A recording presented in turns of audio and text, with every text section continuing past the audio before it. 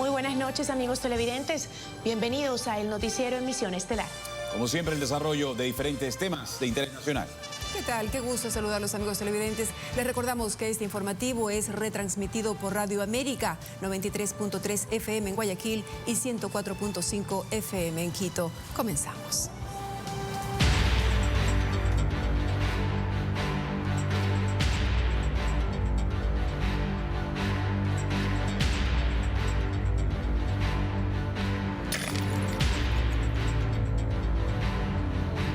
Con base en 8 hipótesis y sobre las imágenes extraídas de al menos 500 videos, trabaja la Policía Nacional para esclarecer el asesinato del presentador de televisión Efraín Ruales, ocurrido la semana anterior. Karen Aro nos cuenta que la fuente de esas imágenes son al menos 15 cámaras de videovigilancia. Al menos 8 son las hipótesis que maneja la Policía Nacional alrededor del asesinato del presentador de televisión Efraín Ruales. Una de ellas es la sentimental, asegura el comandante de la Zona 8, subrogante Nev Jiménez. Hay algunas hipótesis, todas estas hipótesis estarán manejando definitivamente el eje investigativo, lo que es DINASE, junto con criminalística, junto con los demás servicios que están comprometidos para la investigación y la resolución de este caso. Este gimnasio fue el último lugar que Efraín Ruales fue visto con vida. En manos de la Policía Nacional estarían al menos 500 videos que hasta el momento ya son analizados para determinar su trayectoria. En el momento que hemos estado aquí, hemos podido evidenciar 4 cámaras.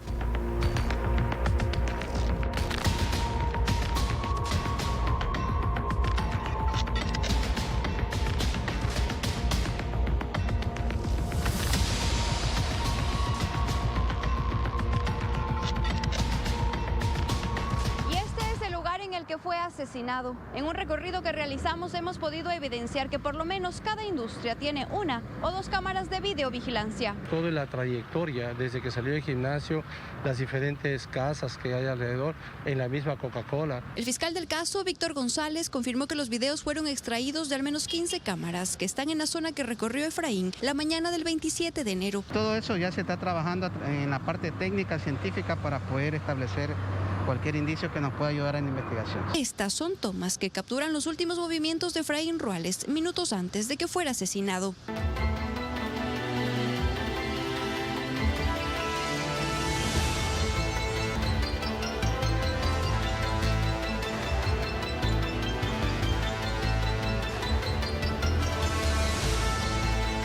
En el interior del gimnasio también hay una cámara de video. Estos archivos y los que corresponden a la garita de la Ciudadela en el momento en que salió de su entrenamiento, ahora son parte de la investigación. Karen Aro, TC Televisión. La policía confirmó que el arma con la que asesinaron a Efraín Ruales había sido usada previamente en otros delitos. Uno de esos crímenes acabó con la vida de un dirigente deportivo. En aquel caso, los sicarios descargaron 10 tiros. Después de cotejar la bala que impactó el cuerpo de Efraín Ruales con sus registros, la policía admitió que el arma homicida había sido usada para cometer otros delitos. Y aunque inicialmente se hablaba de 4 crímenes, el noticiero confirmó que la pistola semiautomática de 9 milímetros que acabó con la vida de Efraín Ruales estuvo involucrada además en otra muerte y en una tentativa de asesinato. No en otros, en uno más en principios de enero. Pero vuelvo y repito, eso en su debido momento lo determinará criminalística en los peritajes respectivos o el eje investigativo para ver los adelantos. El 12 de diciembre de 2020, sicarios entraron a un complejo deportivo en Durán y descargaron 10 tiros contra un dirigente deportivo. La víctima fue Jorge Valladares, de 37 años. Es evidente un asesinato dentro de un área privada, dentro de un evento deportivo privado, insisto, con guardias de seguridad en el lugar. Seguramente pues eso es un tema que ya estuvo debidamente planificado y que se escapa 100% al control que pueda realizar la Policía Nacional. En estos 2 asesinatos, la policía descartó el robo como motivación. En una pistola de estas características se produce un solo disparo cada vez que se presiona el gatillo. No se descarta que la coincidencia de la pistola en estos 2 homicidios se deba al alquiler de armas. Los investigadores del caso Ruales revelaron que la pistola con la que mataron al presentador de televisión también dejó su rastro en una tentativa de asesinato ocurrida este año. La 9 milímetros aún no aparece. Alina Manrique, TC Televisión. Un promedio de 7 carros al día se robaron en el primer mes del año. Uno de los sectores más afectados es el norte de Guayaquil. Detalles. Karina, como llamaremos a esta joven para proteger su identidad, fue víctima del robo de su vehículo en enero, cuando lo dejó parqueado fuera de su casa en La Alborada, en el norte de Guayaquil. Se hizo las preguntas a los vecinos y dijeron de que a las 4 de la mañana vieron mi carro salir. Estuve enterada de que a las 4 de la mañana asimismo se robaron un Sportage Active plomo, similar al mío, a los alrededores de este sector. El último reporte de la policía indicó que en enero de 2021 se registraron 201 robos a vehículos, mientras que en el 2020, en ese mismo periodo, fueron 148. Es decir, que hubo un incremento del 35%. La policía asegura que no recibe las denuncias de la Fiscalía, lo que dificulta su trabajo. Esos vehículos robados, en este mes nos han delegado 33 delegaciones para hacer las investigaciones conjuntamente con Fiscalía. De esos, nosotros en este mes hemos recuperado 17 vehículos. Es así que nosotros esperamos que siempre vengan las delegaciones. Pasadas las 24 horas de un evento, nosotros tenemos que esperar que la Fiscalía nos envíe una delegación para conjuntamente con Fiscalía realizar las investigaciones respectivas. Los automóviles, seguidos de las camionetas y los SUV, son los modelos preferidos por los delincuentes. Que los roban con el objeto de utilizarlos para cometer otros hechos delictivos o en ocasiones también para desmantelarlos o desarmarlos y venderle las piezas. La policía asegura que realiza operativos constantes, pero han observado que la delincuencia migra a otros sectores de la ciudad. Se han trasladado al sector norte de la ciudad, al sector de Pascuales, al sector de Sauces, al sector centro-norte de la ciudad. Entonces sí, vemos que el enfoque de los operativos en un sector funcionó, pero luego de eso se trasladan a otro, ¿no? Los horarios en los que se registran la mayoría de los robos son entre las 3 y 4 de la madrugada y en parqueaderos, bajo la modalidad de estruche. Nicole Khalil, TC Televisión. Recordemos que el vehículo Gran Vitara azul en el que se movilizaron los sicarios que asesinaron a Efraín era robado. Su dueño denunció que se lo llevaron de la puerta de su casa en el sector de Guayacanes, en el norte de Guayaquil, el 6 de enero pasado. Y transcurrieron 21 días hasta que después del crimen que conmociona al país, los delincuentes trataron de incinerarlo en las calles 25 y la G, esto es en el suroeste de Guayaquil, para borrar las huellas. Y luego de su traslado el fin de semana desde la cárcel 4 de Quito, Daniel Salcedo permanece en aislamiento en la cárcel de La Tacunga, en Cotopaxi. Permanecerá aislado 14 días, según dicta el protocolo de ingreso de personas privadas de libertad del SNAI debido a la pandemia. Si no presenta síntomas de COVID-19, será asignado a una celda de la cárcel de La Tacunga. Con casco y chaleco antibalas, la tarde del sábado fue trasladado de la cárcel 4 de Quito en medio de un fuerte operativo.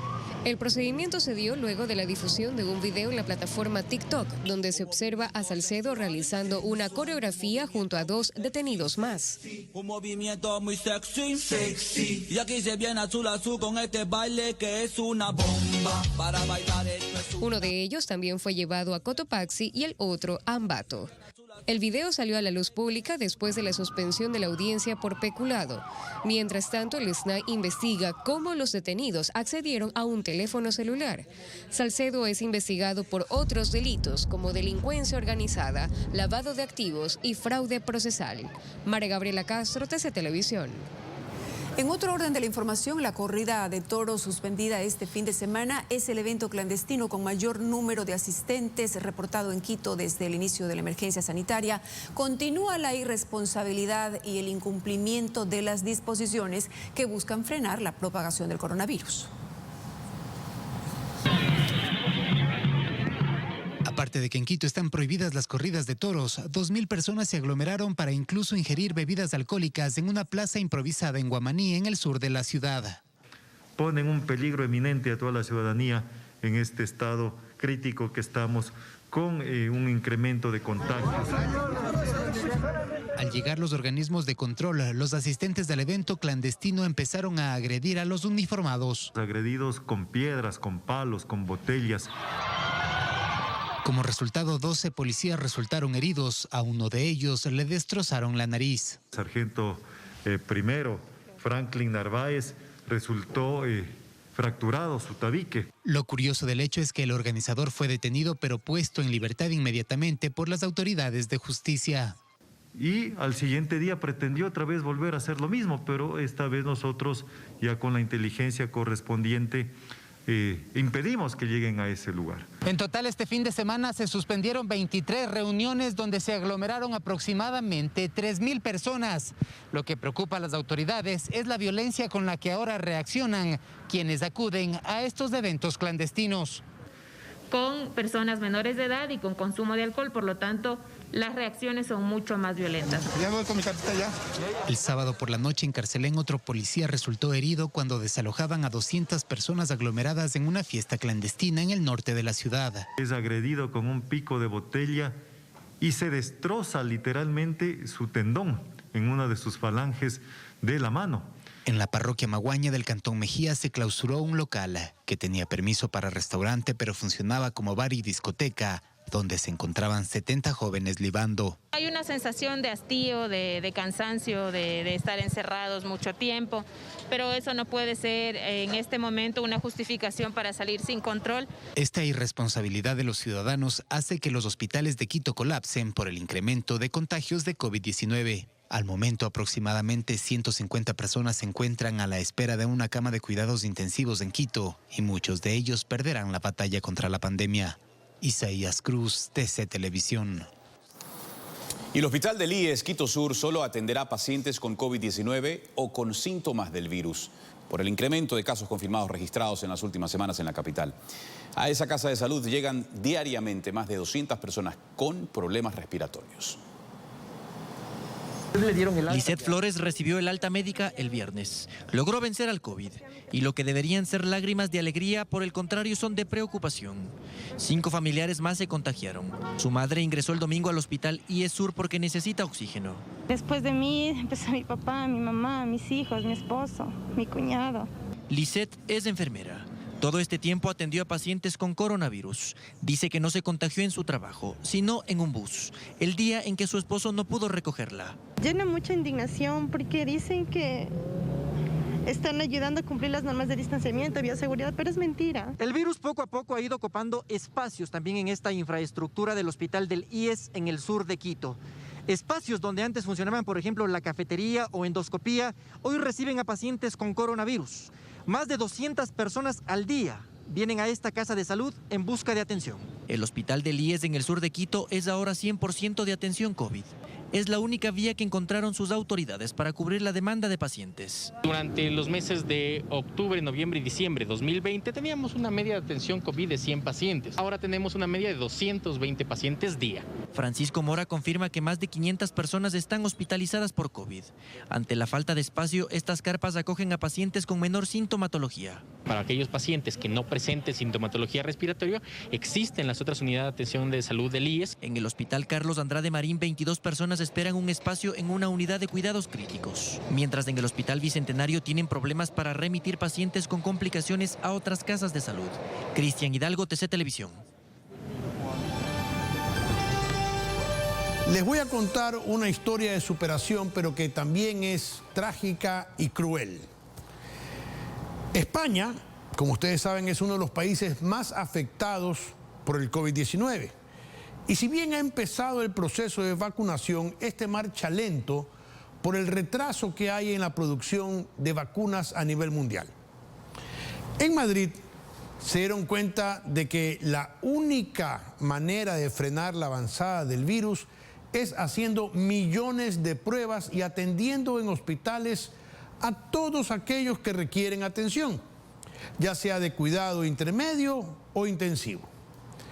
En agosto pasado, sabían que se venía una tercera ola después de las fiestas de Navidad y Año Nuevo, y que podía ser terrible, como de hecho fue. ¿Qué hicieron? Construir un hospital de emergencias con 1.152 camas. tiene 5 edificios, todos equipados con última tecnología, con cientos de médicos contratados. ¿Saben ustedes en cuánto tiempo se construyó? En menos de 100 días, o sea, 3 meses. Costó 120 millones de dólares. Y aquí viene lo más hermoso. ¿Saben quién es el subdirector técnico de este hospital? El encargado de que todo el hospital funcione y de que se atienda a todos los pacientes. Un médico ecuatoriano, el doctor Jorge Carriel Mancilla, guayaquileño residente en España desde hace 7 años. Ahora veamos el lado trágico de la historia. ¿Por qué aquí no se puede hacer lo mismo? La respuesta es fácil: por ineptitud y corrupción. ¿Saben cuánto costó el hospital del Guasmo en Guayaquil? Más de 187 millones de dólares. Tiene 474 camas y se demoraron 4 años en construirlo. Si sacamos el costo por cama y comparamos con el recién construido en Madrid en apenas 100 días, se van a caer de espaldas. Cada cama en el nuevo hospital de emergencias de Madrid tuvo un costo de $104.000, mientras en el hospital del Guasmo cada cama tuvo un costo de $400.000. ¿Por qué la diferencia? Porque se robaron su dinero.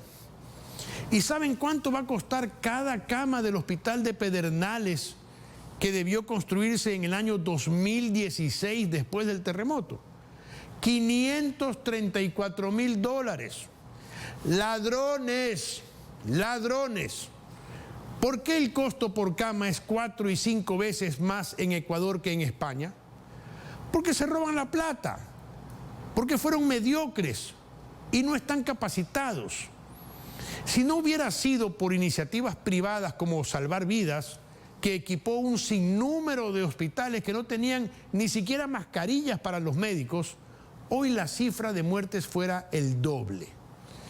Lo cruel de la historia es que aquellos que se robaron los hospitales y fueron ineficientes en el cuidado de la salud de los ecuatorianos, quieren volver a administrarlos. Y lo peor de todo es que hay gente que les cree. Vamos ahora con Mauricio Ollora, que nos tiene un adelanto de lo que será La Roja.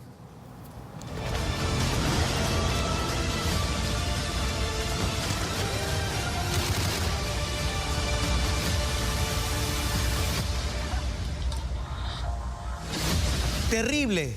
Imparables también los accidentes en motos. 7 muertos en el país. Por Dios, ¿quién para esto? Vamos a revisar la situación más adelante en La Roja. El periodo de campaña electoral entra en la etapa final. Los candidatos podrán promocionar sus propuestas hasta el día jueves. Mientras tanto, la impresión de las papeletas de parlamentarios andinos registra un avance del 29%.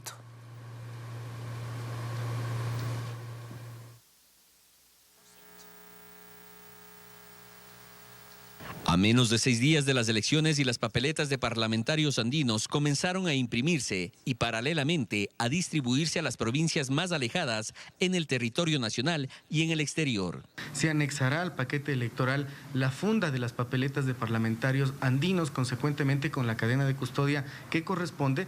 De acuerdo al reporte del Instituto Geográfico Militar, al momento están impresas más de 3 millones de papeletas que representan el 29%. Según el consejero José Cabrera, están garantizadas las elecciones de parlamentarios andinos, aunque las papeletas no lleguen a todos los recintos del exterior. Podemos argumentar legalmente que es un tema de fuerza mayor, pero tenemos que resolver eso en el Pleno. Con las papeletas anexas de los parlamentarios, la distribución de todo el material a los recintos electorales iniciará este viernes. En las 24 provincias del Ecuador está previsto para que el 5 de febrero de 2021 se realice el despliegue de los materiales electorales. En tanto, el Pleno del CNE de este lunes habilitó a los organismos que realizarán observación electoral nacional con 2.450 observadores y aprobó el reglamento para sesiones mediante medios electrónicos del Consejo Nacional Electoral. Gustavo Merino, TC Televisión.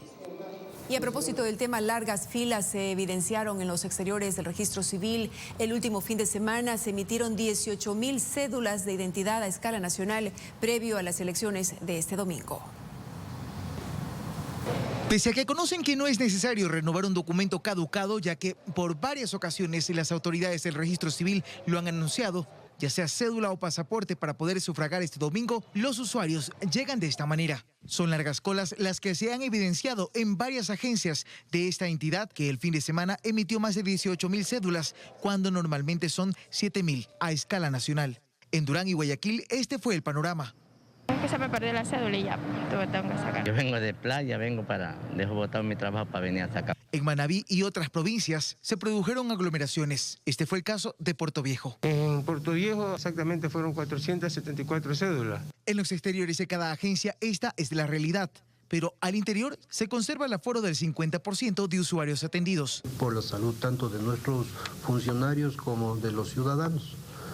Cuidamos bastante eso. El sábado el horario de atención extendida será desde las 6 de la mañana hasta las 8 de la noche, mientras que el domingo desde las 6 de la mañana a 3 de la tarde. La cédula caducada nos sirve para acercarnos a las votaciones. Se ha dejado claro que no es necesario presentar documentos como la denuncia por pérdida para sacar la cédula y que quienes deseen adquirir la nueva cédula electrónica deberán esperar desde el 10 de febrero en adelante. Alcibiades Onofre, TC Televisión.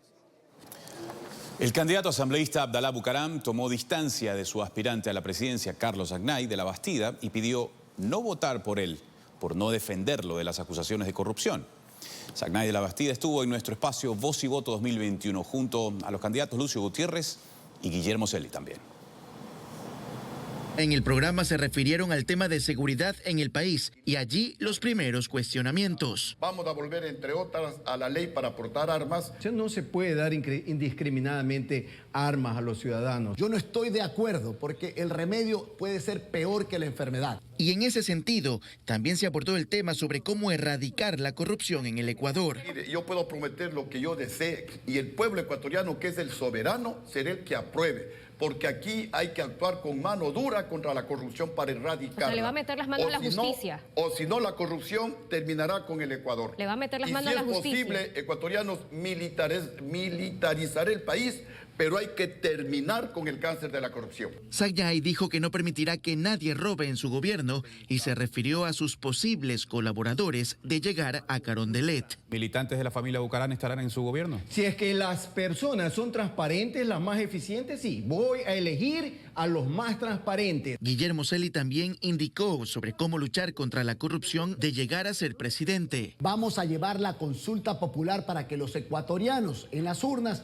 votemos a favor de la ley de extinción de dominio para recuperar la plata robada. La pandemia y el proceso de vacunación en el país también se analizó. La estrategia es vacunar en el menor tiempo posible a todos los ecuatorianos. Vamos a presupuestar $200 millones para vacunar a estos 10 millones de personas. Mi gobierno será un gobierno ágil y eficiente para conseguir la vacuna, conversando con todos, absolutamente con toda la comunidad internacional. En el programa también hubo tiempo para aseveraciones más políticas. ¿Pactó o no con Bucaram? Por supuesto que sí, pero repito, pues esa no es razón para tumbarle a un presidente. Y yo no le traje a Bucaram, no lo digo yo, lo dice la justicia ecuatoriana. ¿Usted confía en la familia Bucaram? Yo confío en mi actuación como presidente de la República. Yo no tengo por qué hablar sobre una familia en particular. Yo tengo que hablar en general porque yo no aplico ninguna discriminación, ni positiva ni negativa. Esa es la función del presidente de la República. Vamos a hablar absolutamente con todos los sectores. Primero ciudadanos y también con los sectores Guillermo políticos. Lazo, incluido Guillermo absolutamente Lazo. Con todos los sectores. El Ecuador necesita unidad. Emilio Zamora, TC Televisión.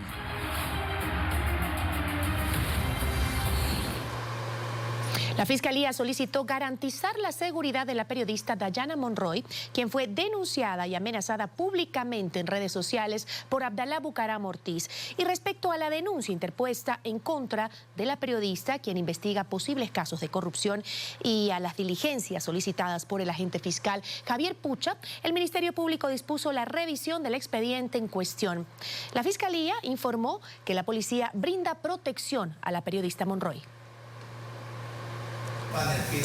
La revista colombiana Semana difundió un informe que señala que la campaña presidencial de Andrés Arauz habría recibido aportes de la organización terrorista y guerrillera Ejército de Liberación Nacional, ELN. Según la publicación, el monto entregado alcanzó los $80.000.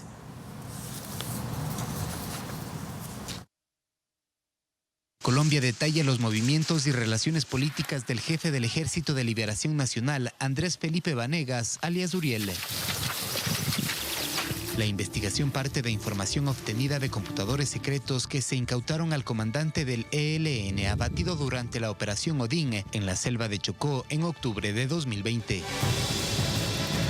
En el campamento se encontró armamento, un panel solar, potentes antenas de internet y un arsenal de equipos con 3.2 teras de información que equivalen a 2 millones de archivos. Fue abatida una operación meticulosa de inteligencias compartidas. Los archivos encriptados revelarían que esta organización habría aportado $80.000 para la campaña presidencial de Andrés Arauz, candidato de la Unión por la Esperanza, según el exdirector de inteligencia de las Fuerzas Armadas Ecuatorianas, Mario Pazmiño. Creo que el Consejo Nacional Electoral tiene la obligación, la Fiscalía tiene la obligación de realizar las indagaciones correspondientes, la UAFE tiene la obligación de realizar y transparentar todos los recursos que están utilizando, no solo este candidato, sino todos los candidatos a nivel nacional. Pazmiño señala que el interés de estos grupos irregulares es que sus aliados lleguen al poder para poder operar en zonas fronterizas. El Ejército de Liberación Nacional tiene como objetivo la explotación de todo lo que son los recursos de la minería informal. Basándose en las primeras pericias, la publicación de Semana refiere que las siglas MS significarían Mariposa del Sur y harían referencia al logo de UNES, que es una mariposa de varios colores. El director del portal de investigación Código Vidrio, Arturo Torres, señala que esto debe ser investigado por las autoridades ecuatorianas. No es una información que es extraoficial, ni mucho menos, sino que ya cumple una cadena de custodia y habría que seguir en investigación. Torres dice que estas alianzas no serían recientes. En otro de los archivos encontrados consta que desde 2017 se habrían mantenido comunicaciones con el entonces presidente Rafael Correa. Incluso en 2009, el Mono Jojoy, comandante de las FARC, señaló que habían financiado la campaña de Correa. Ayuda en dólares a la campaña de Correa y posteriores conversaciones con sus emisarios, incluidos algunos acuerdos según documentos en poder de todos nosotros, los cuales resultan muy comprometedores en nuestros nexos con los amigos. Andrés Arauz no se ha pronunciado sobre el tema a pesar del llamado de la revista colombiana. La tarde de este lunes, la presidenta del Consejo Nacional Electoral, Diana Tamaint, se pronunció sobre el tema. No ha llegado absolutamente nada al Consejo Nacional Electoral del financiamiento de campaña de algún candidato o partido político, por lo que nosotros no podemos tomar acciones si no tenemos ni pruebas ni denuncias formalmente presentadas, y mucho menos si se ventila en redes sociales. Isaías Cruz, TC Televisión. El presidente Lenín Moreno califica de mentiroso al gobierno de Rafael Correa y reaccionó a los archivos de Uriel, revelados por la revista colombiana Semana. Dijo que ya lo están persiguiendo.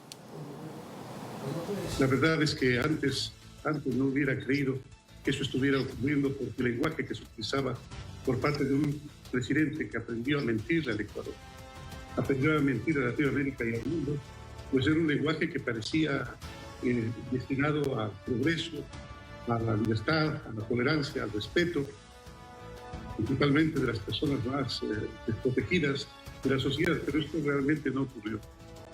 Ahora no me asombra que estos archivos de este supuesto personaje llamado Uriel, y qué paradójico, precisamente Uriel era el ángel que protegía la luz, que protegía el sol, que conducía, que comandaba la luz, que siempre significa conocimiento, significa verdad, pues es paradójico que haya sido utilizado en fines tan perversos como los que ha hecho este sujeto. ¿Usted cree que si gana Arauz van a indultar a Correa? No tengo conocimiento, Vicky. Lo que sí es verdad es que en el tiempo de Correa la justicia se hacía desde Palacio, porque allí dirigiendo las principales instituciones de control estaban exsecretarios, examigos y amigos del presidente Correa, el expresidente Correa, y ellos eran los que hacían la justicia, una justicia bastante a la medida de la que lastimosamente padecieron muchísimos políticos, empresarios, periodistas y el pueblo ecuatoriano. ¿Cree que lo van a perseguir, que lo están amenazando? No, si ya me han perseguido, señorita Vicky. No se olvide que tienen mucho poder. El poder del dinero que se fueron llevando. El poder del dinero del narcotráfico. Y el poder, por supuesto, del temor que causan en redes con ese gran poder económico que tienen. Que no tendré dónde esconderme. Vuelvo a recalcar, el general Gabela, que fue asesinado por denunciar un negociado del gobierno, está fallecido.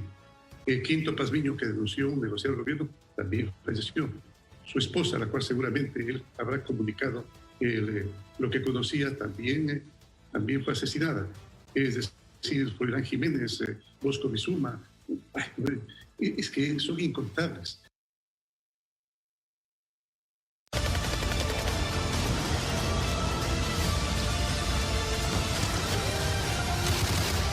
Señoras y señores, terminó enero. ¿Y saben con cuántos muertos? 114, señoras y señores, producto de asesinatos. Más adelante, todos los detalles en La Roja.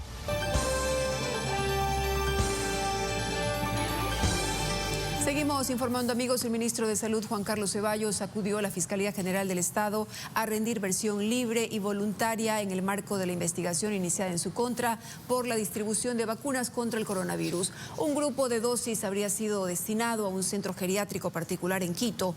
A la diligencia acudieron también los representantes del colectivo ciudadano que pidieron investigar este caso. Ceballos entregó sus argumentos por más de 4 horas. No hubo contacto con la prensa. Paralelamente, la Asamblea Ángel Sinmaleza de la Comisión de Salud oficializó el pedido de juicio político en contra del ministro de Salud.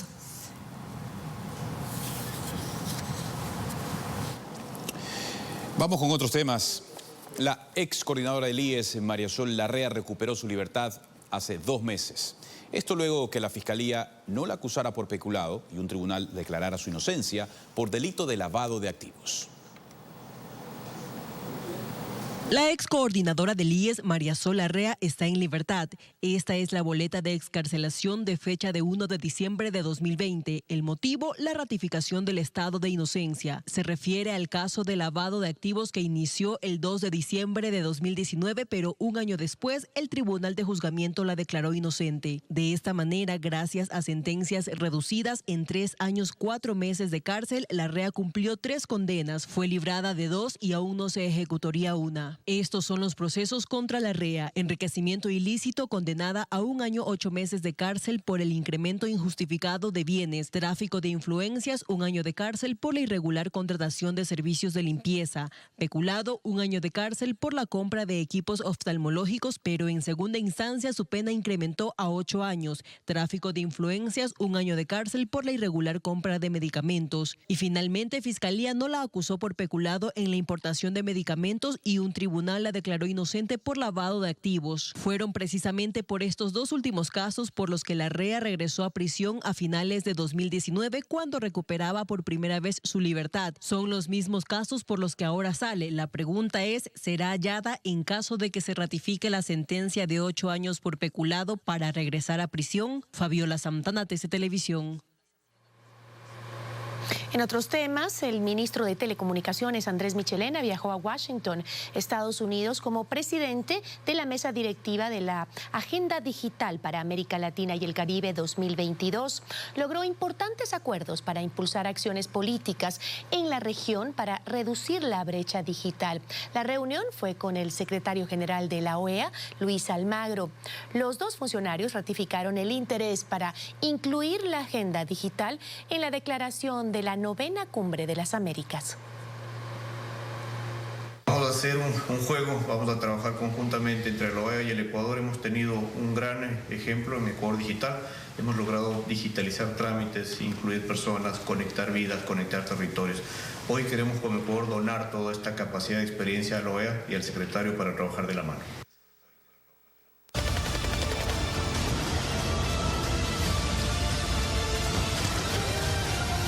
Bien, señoras y señores, arrancamos. Al menos 8 hipótesis se manejan sobre las imágenes extraídas en al menos 500 videos. La Policía Nacional trabaja para esclarecer el asesinato cruel, despiadado del presentador Efraín Ruales. Al menos 8 son las hipótesis que maneja la Policía Nacional alrededor del asesinato del presentador de televisión Efraín Ruales. Una de ellas es la sentimental, asegura el comandante de la Zona 8, subrogante Neif Jiménez. Hay algunas hipótesis, todas estas hipótesis estarán manejando definitivamente el eje investigativo, lo que es DINASE, junto con criminalística, junto con los demás servicios que están comprometidos para la investigación y la resolución de este caso. Este gimnasio fue el último lugar que Efraín Ruales fue visto con vida. En manos de la Policía Nacional estarían al menos 500 videos que hasta el momento ya son analizados para determinar su trayectoria. En el momento que hemos estado aquí, hemos podido evidenciar 4 cámaras.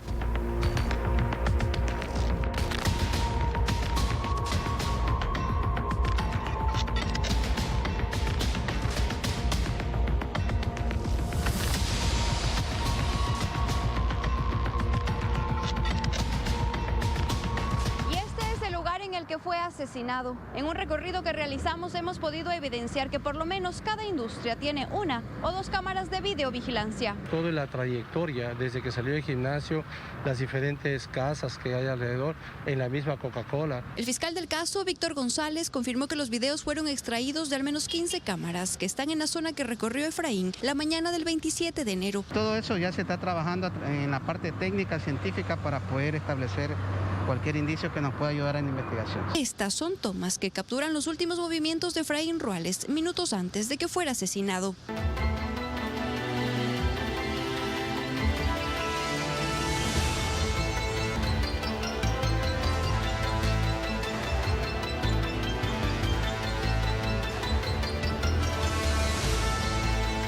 En el interior del gimnasio también hay una cámara de video.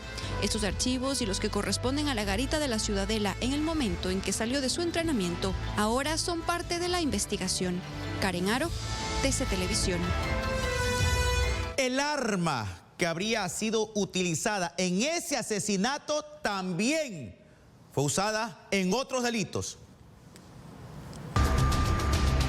Después de cotejar la bala que impactó el cuerpo de Efraín Ruales con sus registros, la policía admitió que el arma homicida había sido usada para cometer otros delitos. Y aunque inicialmente se hablaba de 4 crímenes, el noticiero confirmó que la pistola semiautomática de 9 milímetros que acabó con la vida de Efraín Ruales estuvo involucrada además en otra muerte y en una tentativa de asesinato. No en otros, en uno más en principios de enero, pero vuelvo y repito, eso en su debido momento lo determinará criminalística en los peritajes respectivos o el eje investigativo para ver los adelantos. El 12 de diciembre de 2020, sicarios entraron a un complejo deportivo en Durán y descargaron 10 tiros contra un dirigente deportivo. La víctima fue Jorge Valladares, de 37 años. Es evidente un asesinato dentro de un área privada, dentro de un evento deportivo privado, insisto, con guardias de seguridad en el lugar. Seguramente pues eso es un tema que ya estuvo debidamente planificado y que se escapa 100% al control que pueda realizar la Policía Nacional. En estos 2 asesinatos, la policía descartó el robo como motivación. En una pistola de estas características se produce un solo disparo cada vez que se presiona el gatillo. No se descarta que la coincidencia de la pistola en estos 2 homicidios se deba al alquiler de armas. Los investigadores del caso Ruales revelaron que la pistola con la que mataron al presentador de televisión también dejó su rastro en una tentativa de asesinato ocurrida este año. La 9 milímetros aún no aparece. Alina Manrique, TC Televisión.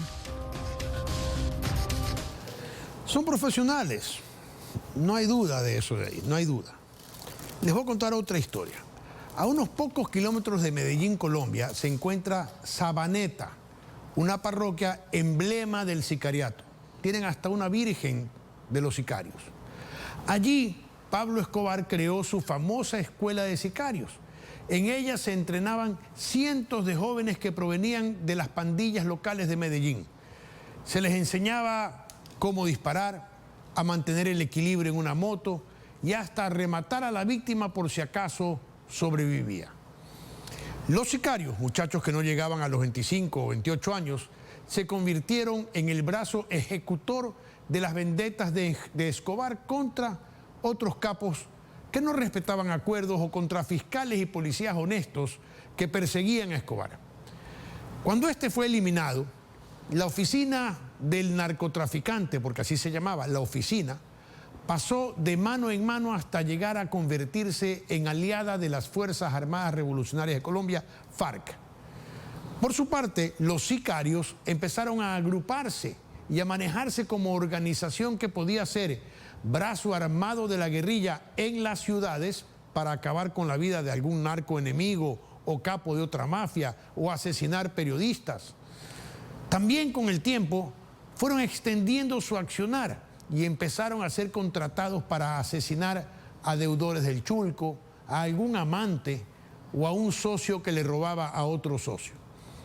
Cuando Colombia firmó el Tratado de Paz con las FARC, muchos exguerrilleros y sicarios dejaron las armas y sus hojas de vida se limpiaron. Algunos seguramente están llevando una vida legal, pero otros decidieron utilizar sus habilidades como fuente de ingreso y se desplazaron a abrir nuevos mercados. Uno de esos mercados es Ecuador. Aquí han abierto una sucursal de la Escuela de Sicarios. La falta de control en la venta clandestina de armas, leyes prodelincuenciales salidas desde la Asamblea en la década pasada y municipios pusilánimes con agencias de tránsito que facilitan que dos personas se transporten en moto han creado el ambiente propicio para que inicien un negocio que con el transcurrir de los años se ha enraizado en nuestro país. ¿Será posible erradicarlo? No con un gobernante amigo de las FARC, sí con un gobernante decidido a combatirlos. Como siempre, la decisión está en sus manos.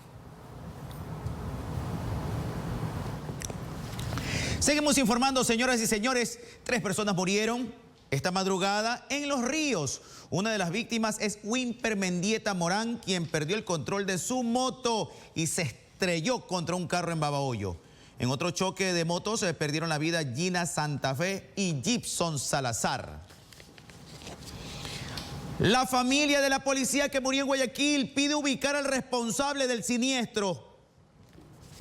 De policía que a la madrugada de este lunes murió al ser embestida por un vehículo aún no identificado mientras iba camino a su casa a bordo de una motocicleta en la avenida Barcelona, noroeste de Guayaquil. Se presume que es un choque por alcance, a la vez pierde pista y estrellamiento sobre el carril izquierdo de los pilares que se encuentran ahí de la avenida Barcelona. Según el informe de autopsia, Trejo, de 32 años, falleció de una hemorragia interna a causa de la caída tras el accidente. Llenos de dolor, los familiares de Daniela no aceptan su partida.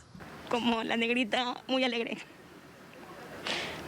Necesitamos que se aclarezca esta muerte de ella, que den con un video, que den con la persona, para que esto no quede en la impunidad. Salía de su trabajo a la 1 de la mañana, de ahí iba rumbo a su casa. Entonces ella espera ver el día martes que salía ya libre para venirla a visitar a mi mamá. La uniformada pertenecía a la unidad de mantenimiento del orden del distrito Modelo y ya estaba próximo a cumplir 12 años en la institución. Es una pérdida no solamente para los familiares, sino para nuestra institución, la Policía Nacional. Fue una de las primeras compañeras policías que hizo el curso avanzado del mantenimiento del orden. Era una muchacha tranquila, consciente, centrada en su trabajo. Los familiares de Daniela esperan que las autoridades revisen las cámaras del sector y puedan dar con el paradero del responsable del accidente que cegó la vida del cabo primero de policía. Vanessa Filella, TC Televisión. En Manta, lo sacaron de su casa y lo quebraron. Un hombre a quien la policía identificó como Raúl Humberto Cervantes Reyes fue asesinado en una calle del barrio San José en la parroquia Tarqui en la ciudad de Manta. Un conocido lo invitó a salir de su casa ubicada en este sector sin imaginarse que sería para acabar con su vida, según las primeras indagaciones policiales. Ahí lo encontraron tirado ya cuando él salió corriendo. Estuvieron afuera 2 motos parqueadas esperando la salida de él. Le estaban esperando porque tenía unas cuentas pendientes. Cervantes fue trasladado por familiares hasta una clínica, pero los médicos solo pudieron comprobar su muerte. Ya falleció, me imagino que lo van a traer. Ahí vive, donde están todas esas familias.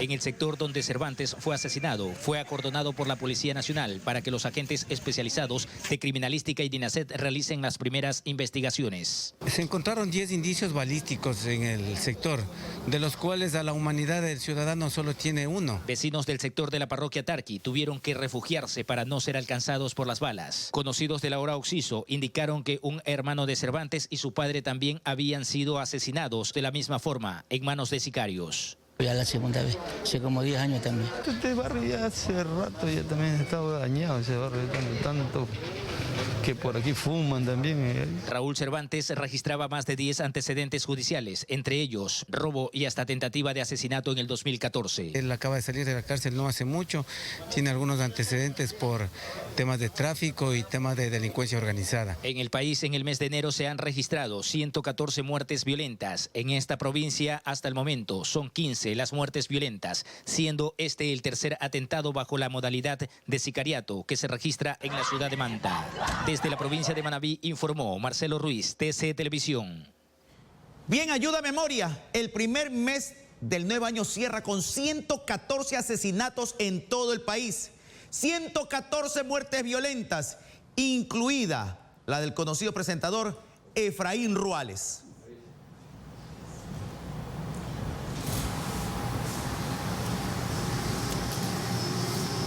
Bien, queridos compañeros y amigos televidentes, un abrazo para todos. Así concluimos, esperando que el febrero no sea igual, en nada parecido a enero.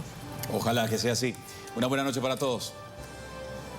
Gracias por habernos acompañado. Descansen. Nos vemos mañana con más información.